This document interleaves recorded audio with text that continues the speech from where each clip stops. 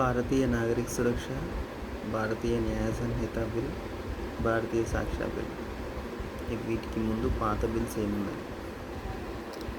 భారతీయ నాగరిక సురక్ష సంహిత అనేది code of criminal procedure code. Criminal procedure code 1973ని replacement చేసిండ్రు.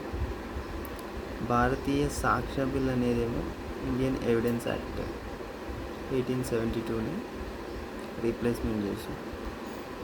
ఐపీసీని భారతీయ న్యాయ సంహిత అని రీప్లేస్మెంట్ చేసిండ్రు.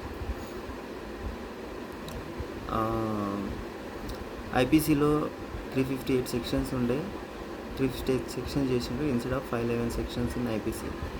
క్రిమినల్ ప్రొసీజర్ కోడ్లో 484 ఉండే, అవి 531 చేసిండ్రు. భారతీయ సంహితలో 166 సెక్షన్స్ ఉండే ఎవిడెన్స్ యాక్ట్స్, అవి 170 చేసిండ్రు. ఆల్మోస్ట్ ఆల్ ఐపీసీ ఒక్కటే తగ్గినాయి. 511 ఉంటే 358 చేసినారు. రిమైనింగ్ అంతా పెరిగినాయి. 484 ఉంటే 531 అయినాయి, 166 ఉంటే 170 అయినాయి. మనం ఇందులో ఏం చూస్తున్నాము అంటే కొత్తగా లాక్స్లో offence terrorism acts against the state అనేది ఇంతకుముందు లేకుండా ఇప్పుడు యాడ్ చేసినాము. రిజిస్ట్రేషన్ ఆఫ్ ఈఎఫ్ఐఆర్స్ గురించి, ఈఎఫ్ఐఆర్స్ లేకుండే ఎలక్షన్ ప్రాసెస్లో కరప్షన్స్ వాటి గురించి, ఎలక్ట్రానిక్ ఎవిడెన్స్ ఫామ్స్ ఇంతకుముందు ప్రైమరీ ప్రూఫ్ కింద తీసుకోనికి ఇంతకుముందు ప్రూఫ్ ఉంటేనే సెలెక్ట్ చేసుకుంటుండే. ఇప్పుడు ఎలక్ట్రానిక్ ఎవిడెన్స్ కూడా ప్రైమరీ ప్రూఫ్ కింద తీసుకుంటాము. సెపరేట్ మాబ్ లించింగ్ అనే వర్డ్ని యాడ్ చేసినాం మనం ఫస్ట్ టైం. అంటే ఒక గుంపుగా ఒక వ్యక్తి పైన ఒక గుంపు వచ్చి అటాక్ చేయడం. Punishments for crime against women and childrens, వీటి మీద కొంచెం గట్టిగా తీసుకున్నాం యాక్ట్.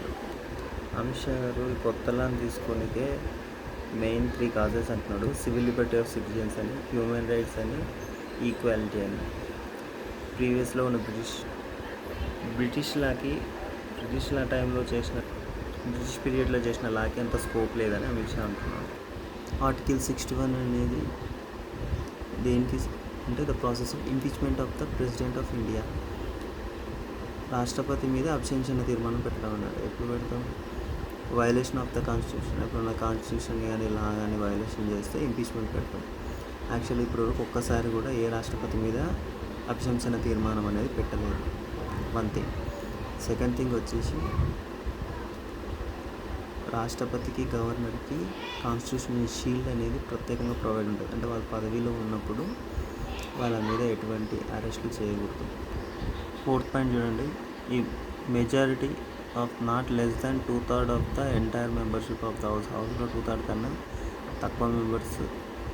ఎక్కువ మెంబర్సే దీనికి ఓట్ వేయాలంటే. House must investigation the charge or cause it to be investigated. First one తీసుకుంటే president is impeached for violating the constitution violate చేస్తే ఇది తీర్మానం